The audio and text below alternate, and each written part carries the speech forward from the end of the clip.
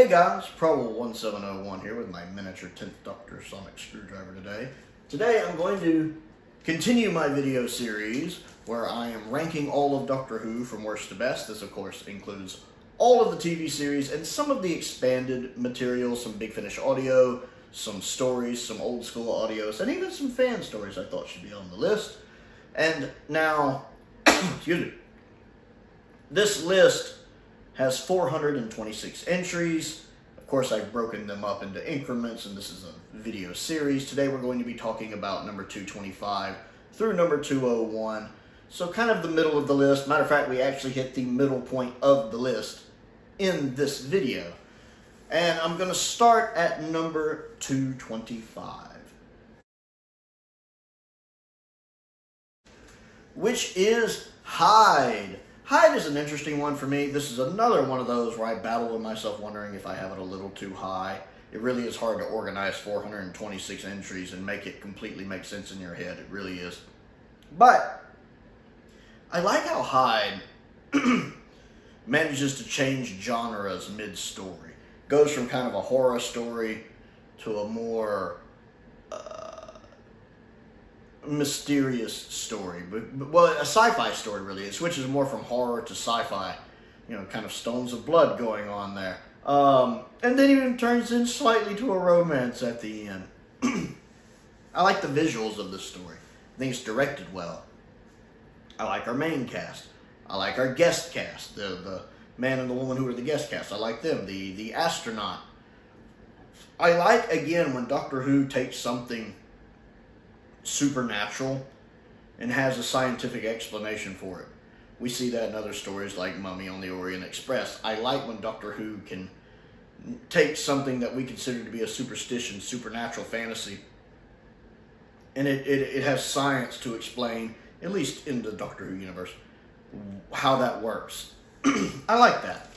And then I even enjoy at the end when you find out the monster itself just looking for its mate. That's pretty cool. It's like, you, Romeo, you. Although the bit when the Doctor's like, I am the Doctor and I am afraid, is a little, I don't really like that line, but the camera work going on there was really good. Hyde, to me, again, there's an argument to be made. I have it placed a little too high, but I enjoy some of the stuff it does. I like the story well enough, and I enjoyed the cinematography of it. Although I hate the fact that Matt Smith can't say Metebelis 3 properly.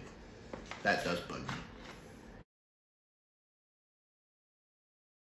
Next on the list is Rise of the Cybermen and the Age of Steel. This was an excellent way to bring the Cybermen back and an excellent way to update them, because they're not the Cybermen we know. They're Cybermen from a parallel Earth. That's a great way to introduce them and update their appearance and make it work in the universe and make sense. I think it's one of those few two-parters in modern Who where Part 2 lives up to Part 1. Even though Part 1 does have an excellent cliffhanger, I think Part 2 has a great resolution. I like this parallel Earth and how it's similar to ours but different from ours. I like having the actor who plays Rose's father back and how different he portrays this version of Pete is so well done. And the way the actress who plays Jackie plays that version of Jackie so differently is so well done, and what happens to her is interesting. The reveal that it is the Cybermen is really neat. The guy who plays Lumic is very good in this too. Not just him, but the guy who plays his right-hand man. I like both of the actors there. I like the guy playing the kind of mayor of the town. It's just cast well. I like how Rose gets a little jealous when the Doctor's talking about how he was talking with whatever the girl's name was. Oh, really? What does she think about it? I don't know why I like that, but I do. Now, the episode does have that weird, washed-out, Vaseline over the camera look that a lot of series 1 and 2 had for some reason. I don't know what it is with the cameras they were using then, but they look weird. 2000s British shows just looked kind of weird. The lighting looks wrong. It's really hard to explain. But it doesn't ruin the fact it's an excellent episode. I like the effects. I like the resolution. I like how the Cybermen even turn on their creator in the sense that they went ahead and made him a Cyberman too. And of course, once he was happy to be a Cyberman. But yeah, and Tennant's putting in such a good performance. It's one of the few solid Cybermen stories of the modern series. Next on the list is Voyage of the Damned, which I believe is the episode that has the highest viewing figures of modern Doctor Who. Just modern Doctor Who. It hasn't, of course, beaten some of classic Doctor Who.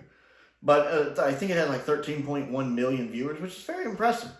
This is a solid episode. It's not the best episode ever. The Doctor in 10 has one of his worst speeches here, when you should be able to roam the stars. I didn't really care for that. Although I do love the scene right before that when he's angry and trying to fix the teleporter. And he's like, I can do anything! And he kicks it. I like that. You know, the Doctor kind of being in his own hubris there. But I understand the frustration he's feeling. Because I've been in situations in my life where I should be able to make something work, but it doesn't. You know, it's frustrating. So I get his frustration there with it. I like Kylie as the companion here. She's really good. I like how it mixes a little bit of humor in there, like, query, you are all going to die. And then I like the guy playing Max, because he plays it very Harrison Chase. You're just that right amount of camp. And I like that his tooth actually does that, the little ding, where it blinks. And I like the fact he even calls attention to that. It actually does that. What? I like that. I don't know why, it just adds a little bit of something to the episode.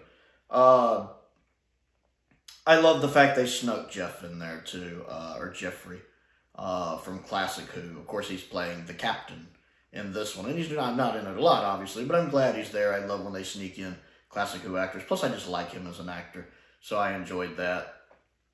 And, of course, the guy playing Alonzo is great. I know he's in the new spinoff. He's really good here. The Doctor gets that wonderful speech about, I'm the Doctor, I'm a Time Lord. It's a great speech. Tennant nails that speech.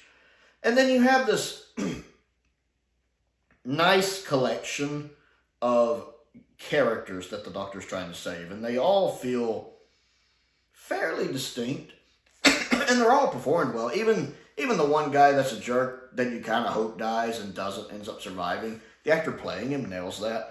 And then the guy playing Beta Kathalipoulos or whatever his name is great. And then the couple that's there, I like them. They're fun. So you have a lot of fun characters, and I like them turning the angels, which really remind me of They remind me of a cross between the Robots of Death and the Autons. Turning the angels and turning those into weapons, and it's pretty gruesome when you see the people in the, kitchen getting killed, like the blade going toward the one guy and it cuts. That's an interesting camera shot. That's creepy. It's a solid episode. Really good special effects for it. Yeah, I like it. Solid. Next on the list is Gray Matter. This is a short story, and I wish I had the book. Actually, I think I do have the book.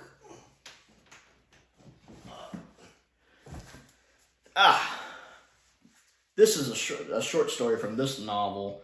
12 stories of the villains from Doctor Who. And this actually has several good stories in it. This is the only one I put on the list because this is the only one that just completely blew me away. But there are some really solid ones on here. And of course, this is one.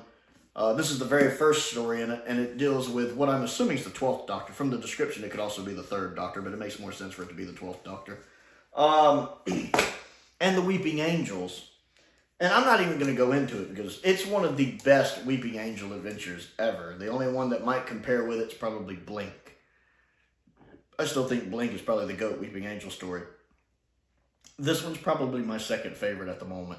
What it does, and you can kind of see it coming to a degree. Like, I was kind of like, I wonder if it's because you know it's an angel story, but if you didn't know going in, that would be really interesting. But it's good. Not just the actual story itself, but the way it's written, the way the writer has written it, his writing structure, his dialogue structure, it works. It's just a phenomenally good, not only Weeping Angel story, but a phenomenally good Doctor Who story. It really gets the blood pumping and gets the tension going. I was really pleased with this story and the ending of it. It was very, very good.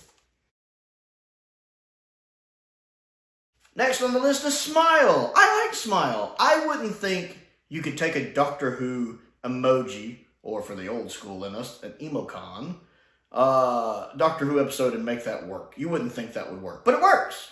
It works. It makes sense. And you understand, because you always have to remember that, to paraphrase the Fourth Doctor, a computer is really just a stupid intelligent machine, or whatever he says. I forget his exact words in Robot. But he's basically saying it only knows what it's told.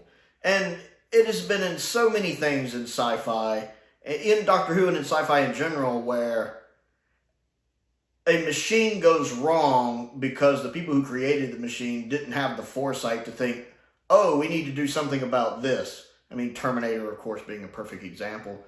But even in other Doctor Who episodes, you have that.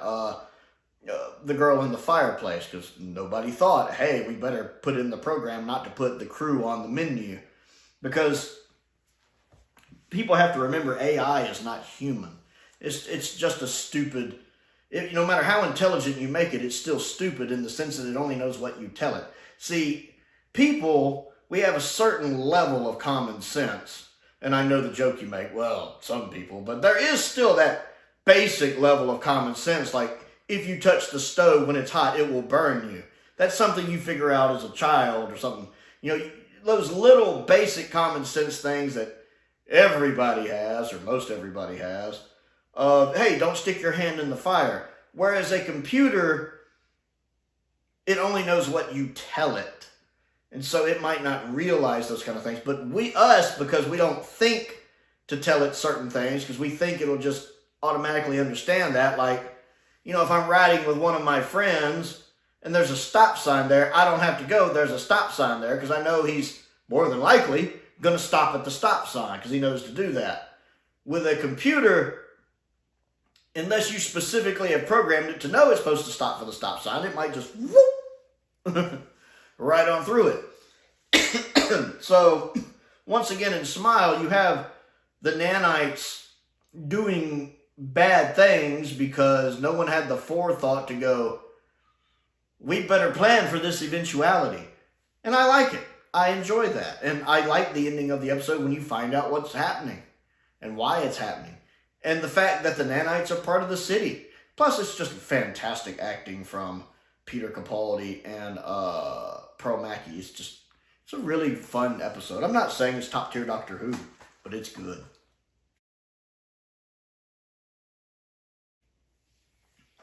Next on the list is the Aztecs. I love the Aztecs. Now, I sometimes think the Aztecs is a little overrated. And it's not my favorite season one historical even. But it is really good. And I love the fact Barbara really gets to shine in this episode. And how she wants to use her newfound position to try to change history for the better. And that conversation between her and the Doctor of, you can't change history. You can't change history. Not one line. Believe me, I know. I love that. I love that conversation between them. It's an amazing scene. And you understand that Barbara wants to do the right thing because she's a good person. And then I enjoy the battling stuff going on the side with Ian when he's having to do the sword fighting and stuff. I like the Doctor accidentally becoming engaged. There's some nice little side stuff going on. I love the sets as well. Like, you can tell it's cloth backdrops sometimes. But because it's in black and white, it's very forgiving. The sets look really good.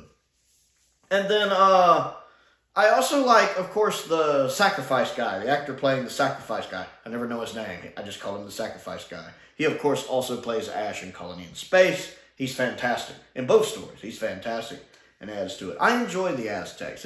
I need to rewatch it again sometimes. It's very solid Doctor Who. Next on the list is Snake Dance. I always prefer Snake Dance over Kinda. Kinda was much further down the list. One, Janet is just so good at playing the Mara-possessed Tegan.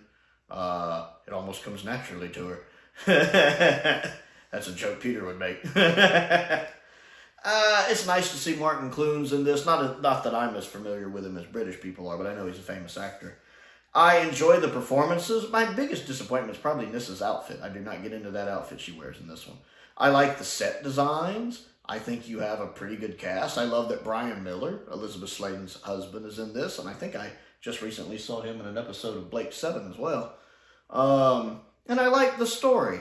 it's a good sequel. It's got some good effects. My only disappointment is that they had to cut part of the ending of the episode. I love the extended ending because it's actually fairly long and adds a bit to the story.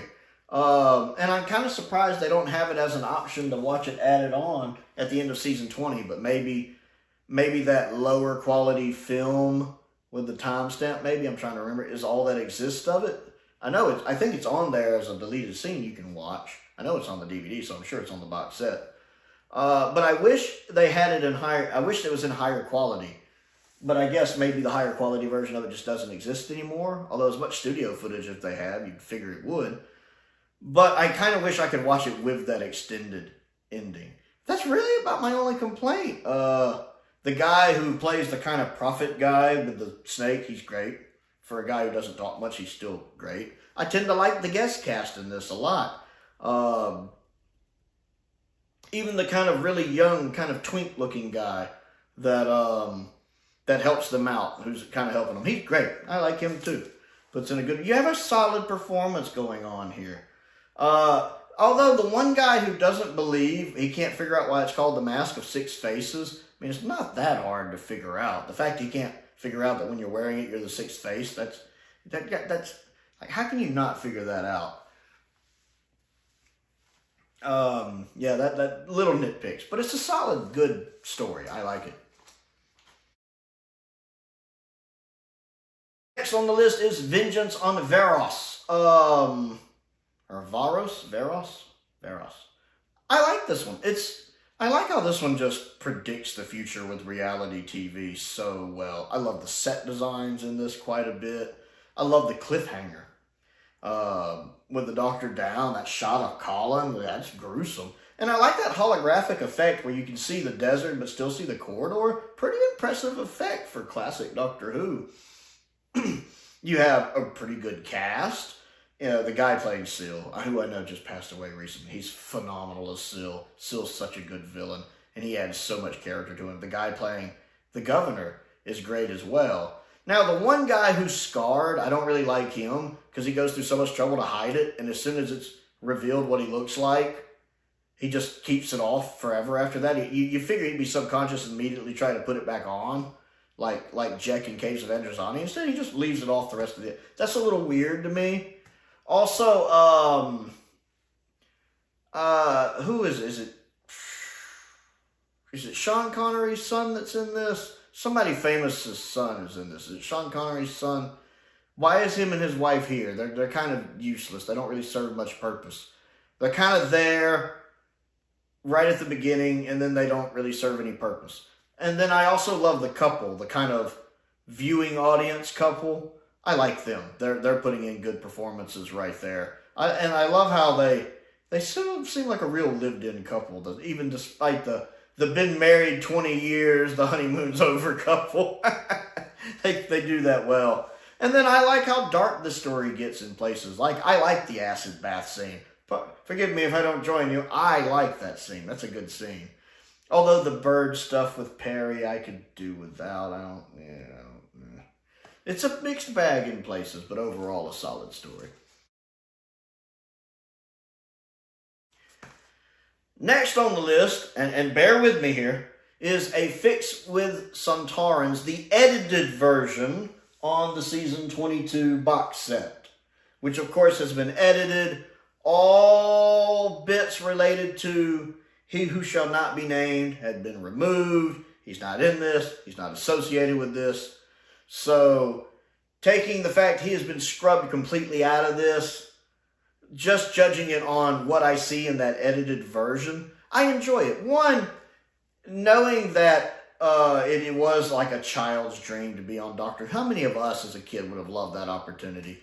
It's adorable, his little outfit, too, that looks like Colin's. It's a fun little bonus story. It's nice to see Janet Fielding again. I love her hair in that. I wish her hair had been like that when she was in the show. I love her hair.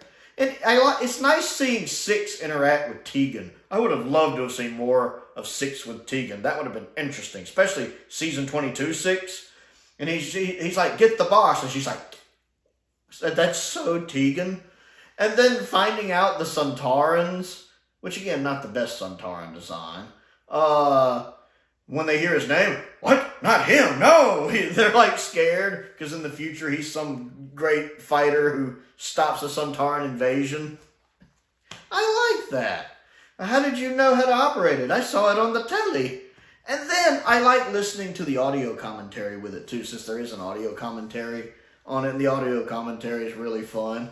And I love the behind the scenes of sometime the kid would ad-lib a line, and it was supposed to be, I think the doctor was supposed to repeat everything the kid says.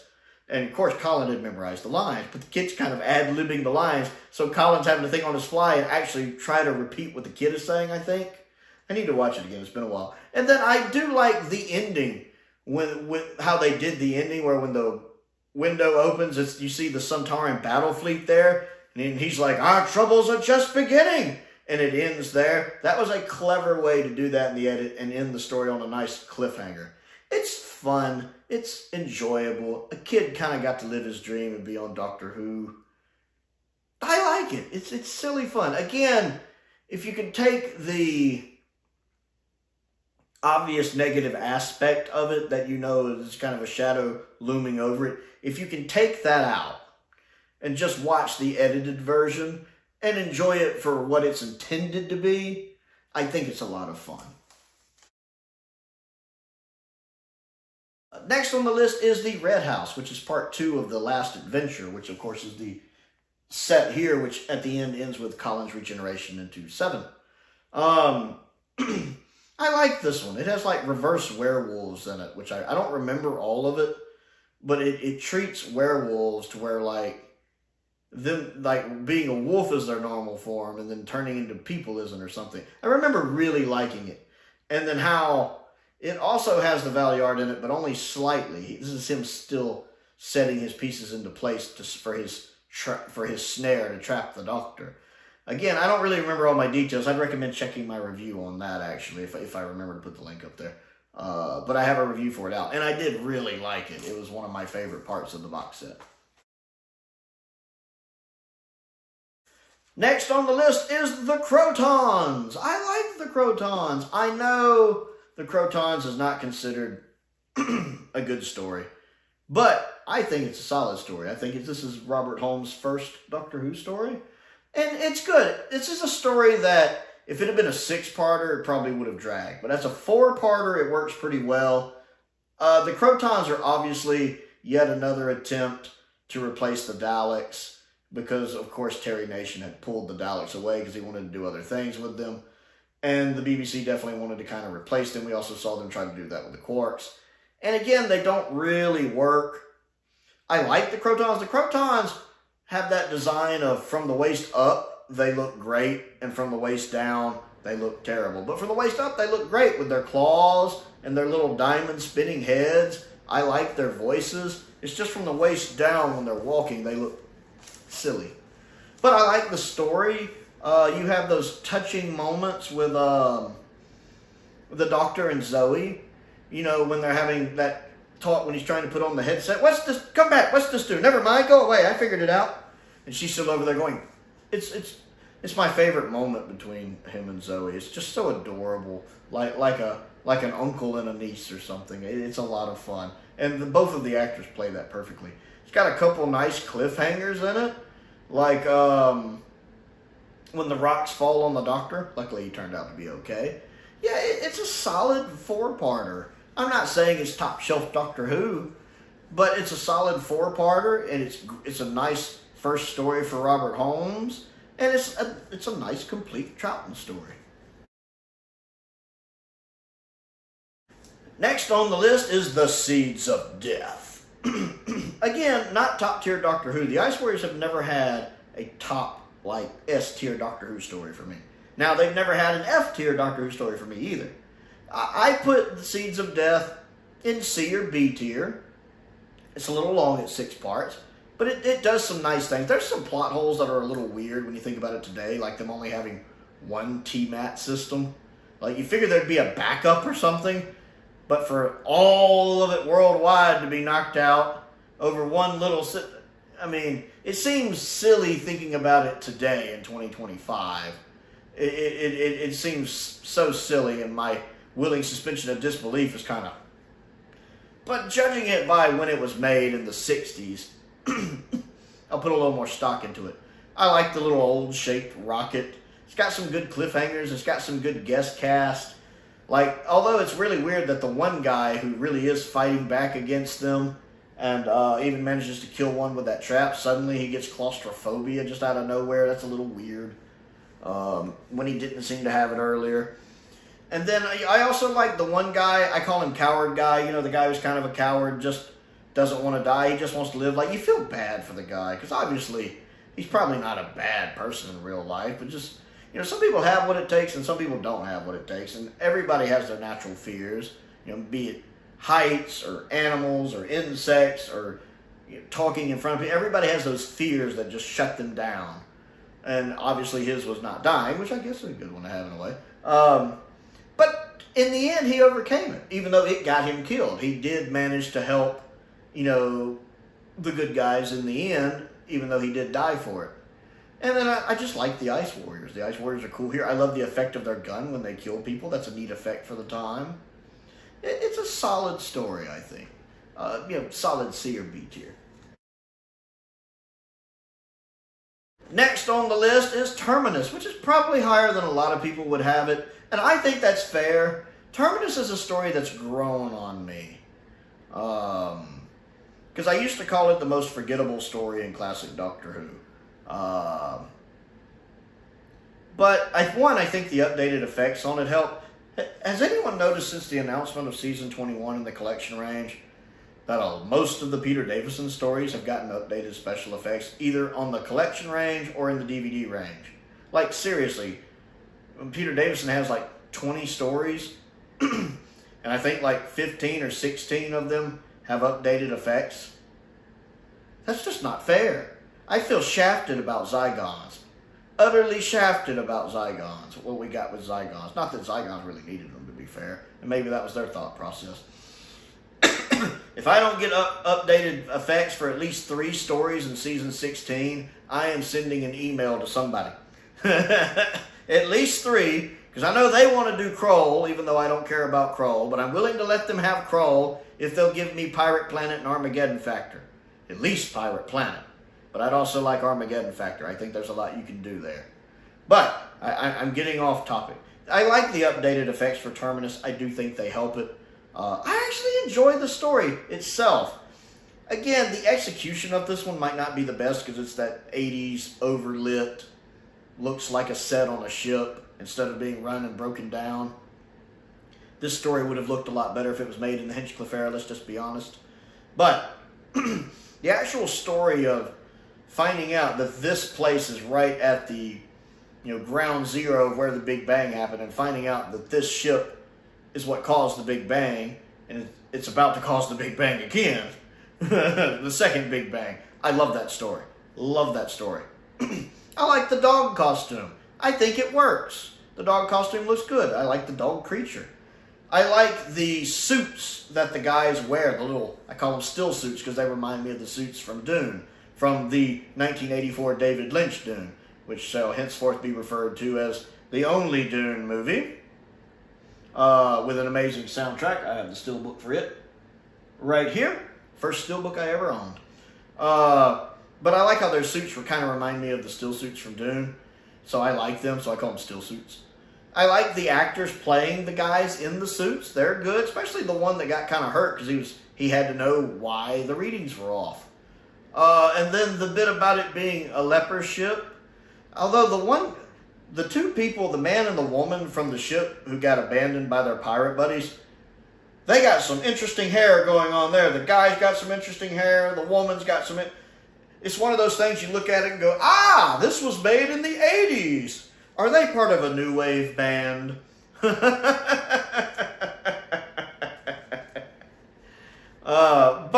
I enjoy it. Turlo and Tegan getting stuck down like in the grating underneath it last a little too long, but like I said, there's a couple other nitpicks I can make about it that are escaping me. I know, and also, why is the director constantly trying to get Nyssa out of her clothes? Like the director, who I know the director of the story was a woman. I know that. So, obviously the director to me felt like they wanted to get Sarah Sutton out of her clothes. Is that what I said? Yes, Sarah Sutton out of her clothes. Did I say nuclear or Sarah the first time? But Sarah. There's even one shot when Sarah's on the ground getting healed. That camera's at the most odd angle. I'm just like,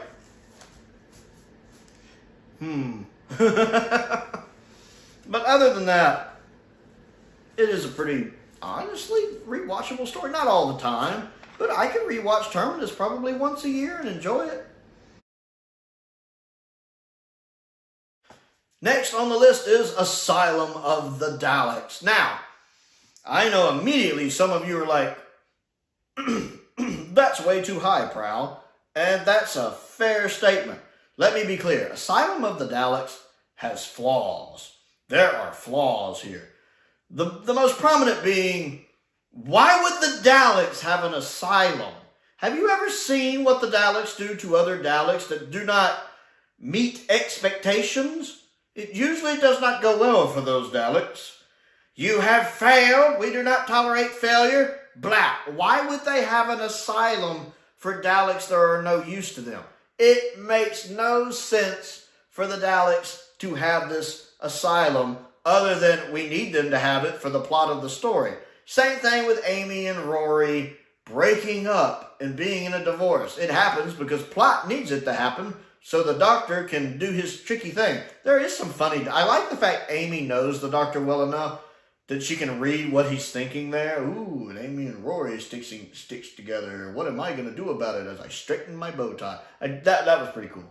But it makes no sense other than the plot needs it to happen. And I like the fact he didn't even need his wrist thing because it doesn't affect him and he adjusts his bow tie. I like that, but it doesn't... The only reason it's there is for the story. I've never liked the Dalek nanoprobes turning people into the little robot things. I don't know why. Maybe it's the eye stalks coming out of the head. It's just weird. Although the initial reveal of it, when guy thinks he's alive and he's like, I died, I forgot about that, is creepy. And when all the dead ones start coming to life, that is creepy. And the way they snuck Jenna Coleman into the episode, because we didn't think she was arriving until the Christmas special. It was clever how they snuck her in here. And then the revelation about her is great. That's a great ending. And the fact we had foreshadowing about that at the beginning of the episode when he asked about the milk for the souffle. Where'd you get the milk? And, and then that's kind of, the conversation goes on. But, I like how it comes back to that at the end of the episode. It did great foreshadowing there. And there's even some nice humorous bits. Like, that's it. That's your plan. You're going to fire me at a planet. Well, it is a pretty good plan. Don't compliment the Daleks when they're firing me at a planet. That's pretty funny. There's a couple other moments in here that did amuse me. And a couple little Easter eggs for classic Who fans, like some of the crazy Daleks being from planets from the classic series I liked. The bit about Rory with the egg. That's pretty funny. The iconic scene of the Doctor walking out holding him. Who did this to the Daleks? Who do you think? Although I think I love that more for Lee Binding's poster for the episode, which is a great poster. It's a flawed episode. And I hate that ending when she makes the Daleks forget him. And the fact that that line gets, that plot thread gets dropped like almost immediately afterwards. So yeah, lots of flaws. But it's enjoyable. It's one of those I enjoy when I rewatch it. Because I do like the direction of it, and I do like the performances in it. Next on the list is Time of the Angels and Flesh and Stone, which is another good one. I like that one. It's a solid two-parter where I feel like part 2 lives up to part 1, which again, not always the case. It's nice to see River back. This is River's second story, so we're still trying to kind of figure her out. Her and Matt get on well. Now, I don't like how differently the Angels operate here. I mean, you kind of have to do something different with them. You can't just remake Blink over and over. But that whole thing about an image of an angel becomes an angel, I hate that. I mean, it's a clever idea. It's very Stephen Moffat. I just hate that idea. A little overpowered to me. The angels getting in her eye, I don't really care for that. An angel getting in your head, I don't like that. The angels killing the soldiers is odd, although I do like how it kind of uses Bob to talk to him. There's some good scenes with that. Especially, when the Doctor gets to do his speech. There's one thing you never put in a trap. I like that speech. That's a great speech. I like the cliffhanger of the episode. I like the other guest cast, the, military soldiers. Especially the guy leading them. He's great. I like the bit when poor Amy's having to try to navigate the field with her eyes closed. I don't really like them moving. Like, the first time I saw the episode, I thought it was kind of neat when they started coming to life. But in retrospect, I don't really like that. It kind of takes away from the mystery of it to me. And then how the Doctor tricks them at the end and forces them into the crack to buy, which temporarily shuts the crack. That's a clever ending. Yeah, it's enjoyable. Again, it's not like mind-blowing, but it is enjoyable.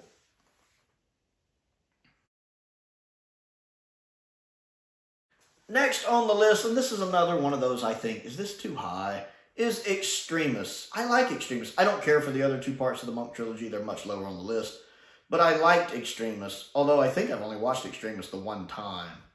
But I didn't see that coming, where most of it was, and I'm sure if you're watching this video, there's not really a spoiler issue here, where most of it's in a simulation. I didn't see that coming. That was fascinating to me, to see how people in the simulation were figuring it out.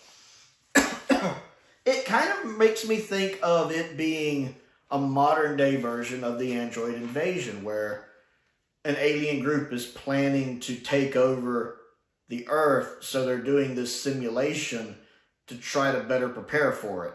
And, of course, the android invasion is the 20th century analog version of that, and Extremist is the 21st century digital version of that. And I like that. I really enjoy that. And I really enjoyed the ending of it, when he's like doing what everyone does in this situation, calling the Doctor and letting the Doctor know what's going. I like it. I need to rewatch it, but I like it. Next on the list, and probably higher than some people thought I would have it, because some people know I have some issues with it, is The Greatest Show in the Galaxy.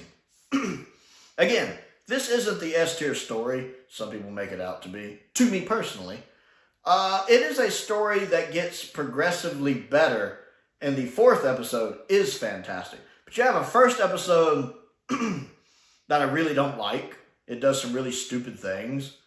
Then you have a second episode that I'm still probably not as keen on, but it gets better. Then you have a third episode I like, and a fourth episode I really like.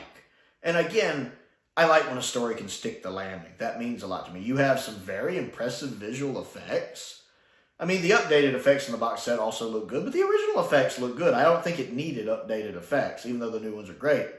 And then you have a good guest cast, I think.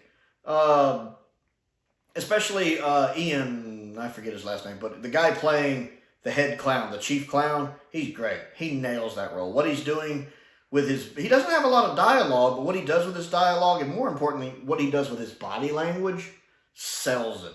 Love that. I like the guy playing Bellboy, the guy playing Deadbeat. Of course, T.P. McKenna is great as Captain Cook. I don't like Captain Cook as a character. He's very annoying. But T.P. McKenna is playing that well, especially when he comes back to life at the end. And I thought you were dead. I am, my dear. I am. That's ghoulishly wonderful. And then, of course, the actress playing Werewolf Girl. She's great. I like her. I like her outfit, her look. And then the actual scene when she changes is pretty cool. She's doing a really good job. I didn't really care for the ringmaster. I mean, the actor playing him, I guess, is fine. But the fact he kept trying to do the rap, and I didn't really click with it. I did like the fortune teller girl. She was pretty good. I love the old lady who runs the stand. She's hilarious. And then I didn't really care for the nerd kid because I felt like he was just insulting Doctor Who fans. And then I didn't really care for the guy on the motorcycle because where did that come from? He opens the thing and pulls out a burger. I'm like, it's hit or miss, but as I said, it gets progressively better. And I do enjoy the the final episode. Next on the list is Return of the Cybermen, which is, of course, a Big Finish story based more on the original script for Revenge of the Cybermen, which was originally called Return of the Cybermen. Interestingly enough, it is far more different from Revenge of the Cybermen than you would think. Enough so to where they count as separate entries on this list. But the audio is great. I wish I had a physical copy of it. I don't. That's one of those I actually wish I could have gotten physically. I have a digital copy of it. I would have loved to have gotten a physical copy of it because it's fantastic.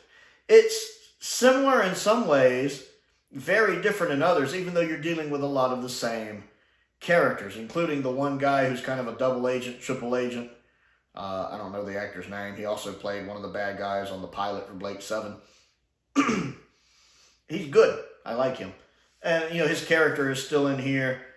But the alien race on the planet is way different than the alien race we have in Revenge. And I enjoy both stories to the point to where it's almost hard to pick which one is possibly better. I like Revenge more because I have visuals with it, which is why it'll place considerably higher, I believe. I forget exactly where I put it. But this was a really good audio. And this would have made a great television episode, I think. If you haven't listened to this one, I recommend it.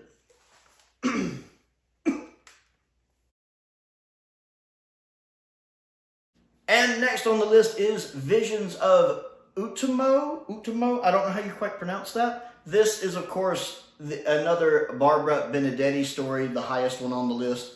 Barbara Benedetti, of course, being the first actual female doctor in any kind of Doctor Who media or medium, all the way back in 1984. Now, she did 4 stories, and the first 2 especially I really like. The third one's pretty good, and the fourth one's pretty good. The third one's not really that great. But the second one is my favorite.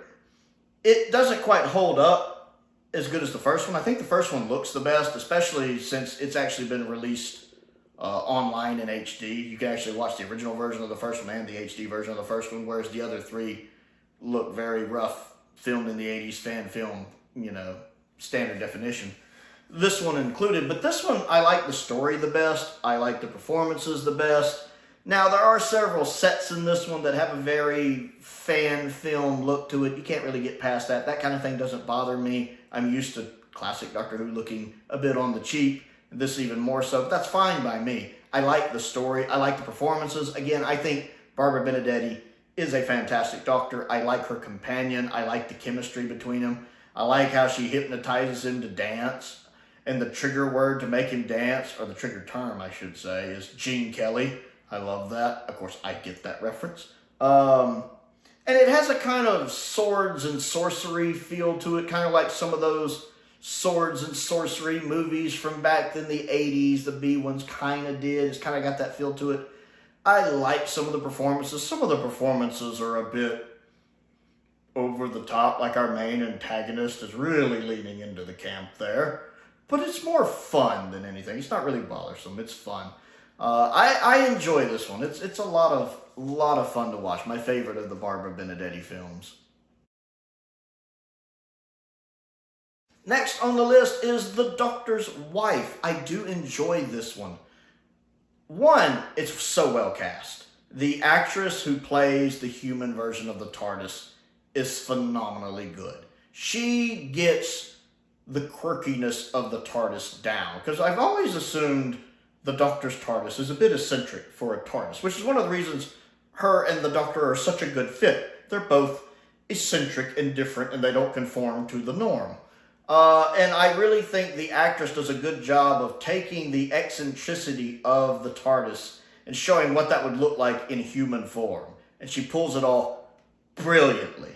Also, the voice actor they have for voicing House is perfect. It's booming, it's intense, it's scary, it's intimidating, creates a good atmosphere. I mean, almost swear it's Gabriel Wolf. It's not, but you almost swear it was. And then the 2 actors playing the kind of lackeys to House, they're great. They do a good job. And of course, our main cast are on fire.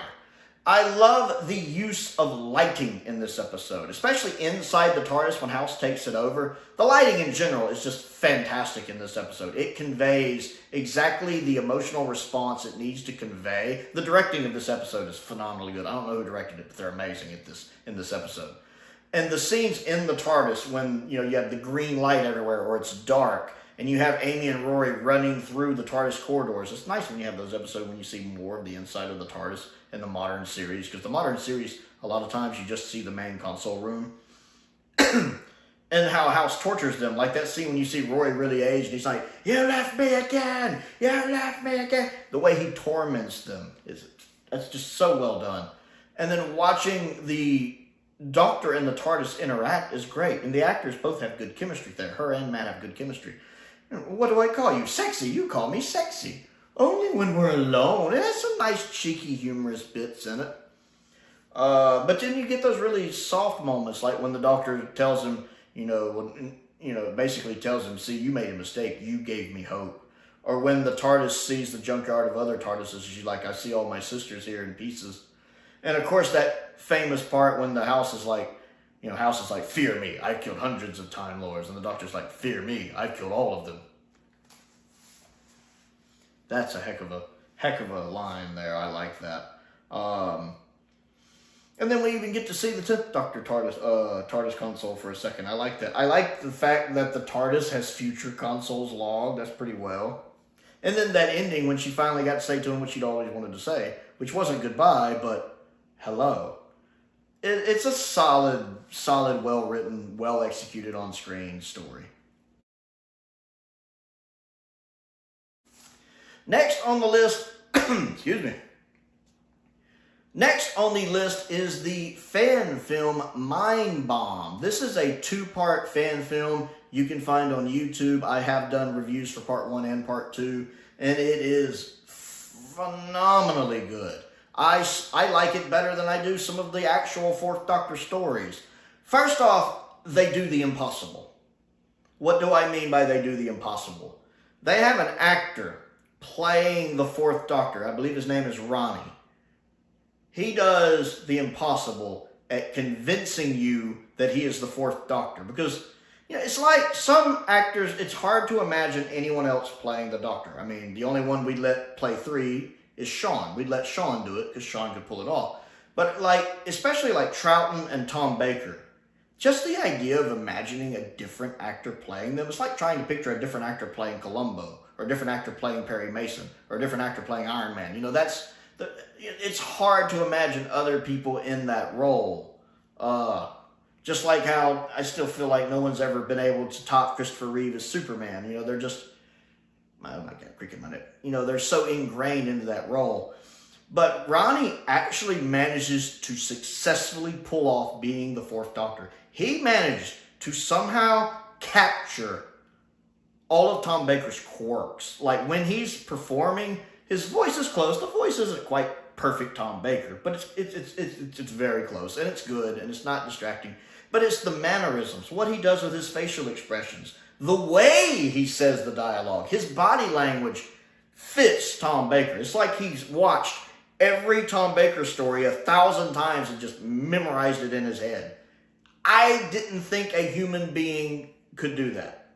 And I am stunned that he pulls that off. And it's one of the reasons this story works so well. But only one of the reasons is just his performance as the 4th Doctor. You'd swear it was somebody cloned Tom and just had a younger Tom up there somehow.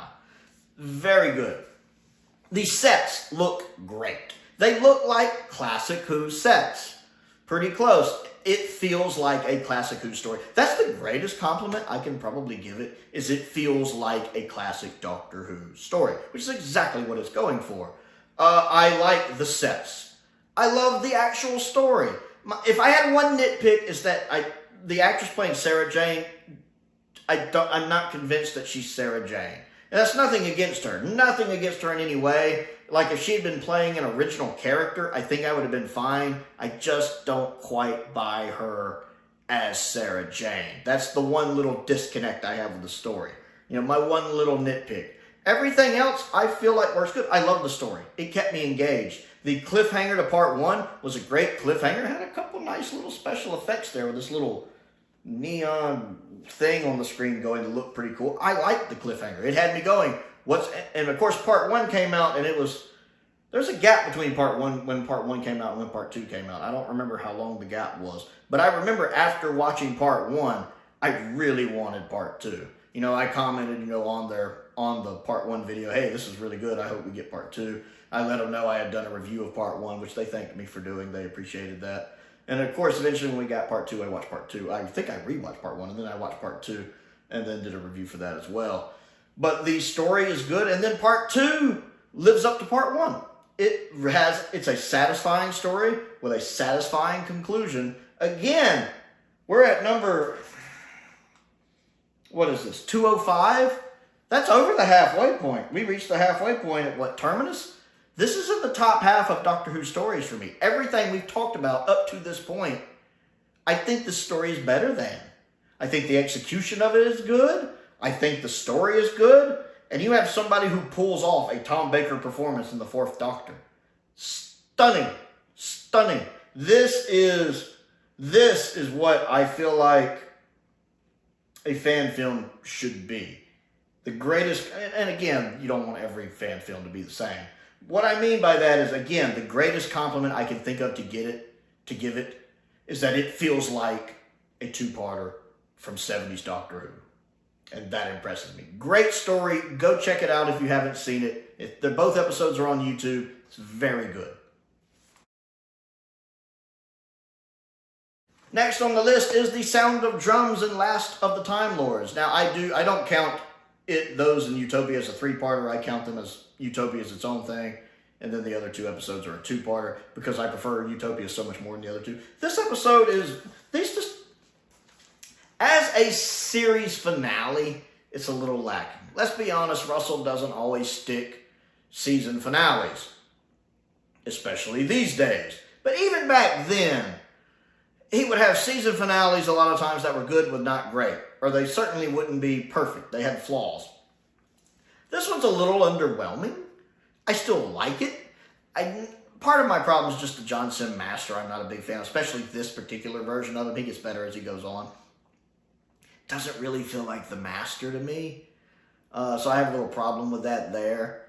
Him turning old, the Doctor turning old, I don't really care for that. Although I do like the fact that Martha gets to really shine in the last episode, because I like Martha a lot. Freeman's great.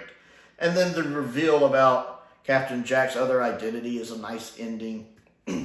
I like the Master, how he would rather die. Because the Master's the kind of person, he does a lot to survive. If you watch classic Doctor Who, the Master has went through a lot of crap to live, to survive. I mean, we all remember Crispy Master and all of the stuff he went through because he did not want to die. So, to me, that makes such a big point, having all of the knowledge of classic Who going into that him choosing to die rather than stay with the Doctor, that's a big deal. And that's an interesting scene with some really good performances in the episode. The Toclophane and the reveal of their identity is really good. I didn't see that coming. I like that. I do feel like the year resetting is a bit of a cop-out, but not quite as bad, since there are still lasting effects there for the Air Force One ship that looks like the Sky Harriers from Avengers, but eh. But it's solid B tier for me. Solid B tier. Not quite maybe A tier, solid B tier. Next on the list, and this is another one of those I debate if it's too high or not, honestly, and that's A Town Called Mercy. Especially while I'm watching this one, though, I really like it. I enjoy it. I like the cyborg makeup. It looks nice. It looks like a nice combination of Western and sci-fi. I like the story. I like the guest cast, and of course the main cast. The guy playing the sheriff who gets killed, he's good. I like him. The other doctor, the other alien doctor, the actor is great, nails it. I like the story. The bit about how he speaks horse is a little weird and doesn't need to be there, but the bit when the doctor almost loses it and almost shoots the other doctor, and Amy's like, see, this is what happens when you travel alone for too long. It's nice, and it's nice to see Doctor Who get another Western. We don't get a lot of Westerns in Doctor Who. It's enjoyable. It's not like the best, and even if I did put it lower, it wouldn't be that much lower. It's an enjoyable episode that when I'm not watching it, it might drop a little lower, but I think when I'm watching it, it would land close to here, if not here.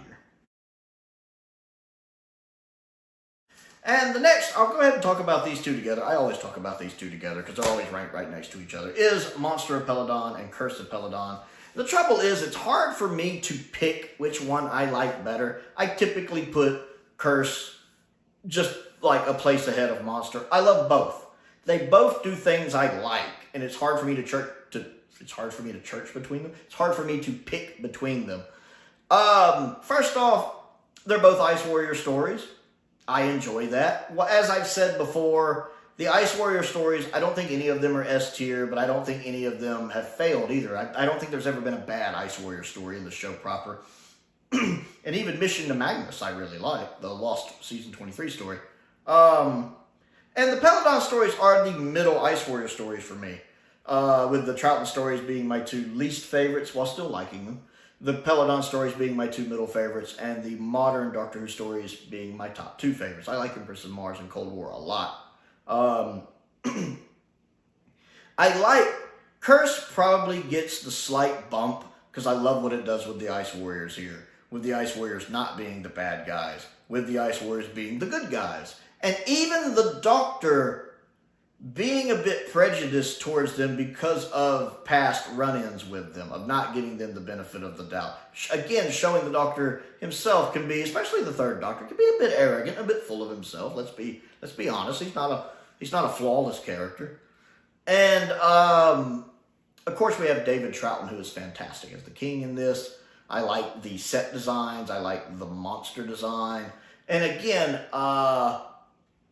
I think it works. I think another thing it has is I like the fact that Curse is a 4-parter, Monster is a 6-parter, and I feel like it probably only needed to be a 4-parter.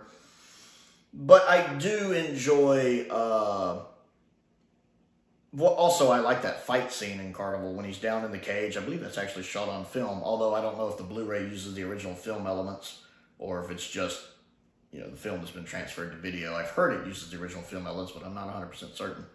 That's a great little fight. It's shot well. And again, I love that ending where even the Doctor is proved wrong and the Ice Warriors are the good guys. Monster of Peladon, you take a step back, the Ice Warriors are kind of the bad guys again. But I do like the fact the episode does go out of its way a little bit to mention they're a rogue faction. That most of the Ice Warriors are still the peaceful, more kind of good guys. And this is just a rogue faction that wanted to go back to the old ways. The story didn't have to do that, but it did do that. And I feel like that does kind of give it an out there at least.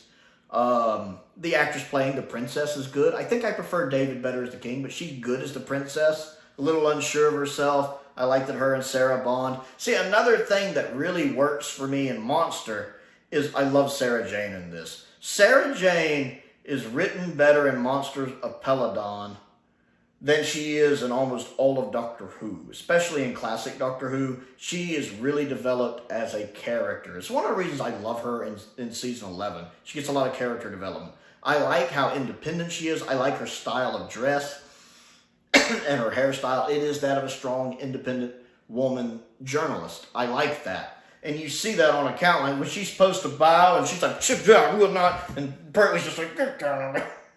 I like that. Also, I like some of the guest cast. I like the guy playing the engineer. He's in other episodes of Doctor Who. I think he's in Space Pirates. I think he's in another one too.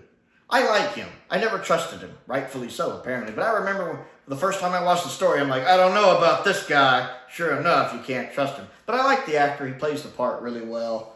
And I love again, you can see the camaraderie between even, when we think of Sarah Jane, we tend to think of her with 4, because her and Tom do have very good chemistry. But John and Elizabeth had good chemistry too. And I love the scene when they first arrive on the planet, and of course the Doctor doesn't realize the King is passed. And he's like, well, let's go and meet my friend, the King. And Sarah's just like, name dropping, I just love that little banter between them. It's really nice. So both of these stories, again, I'd have Monster probably at 202 and Curse at 201, but they are really, really close. Both enjoyable Ice Warrior stories. And I do believe that's going to be the list for today. I want to know what you think of the list so far. Check out some of those ones you may not have, like Mindbomb if you've never listened to it, or some of the Barbara Benedetti movies. They're really, really good.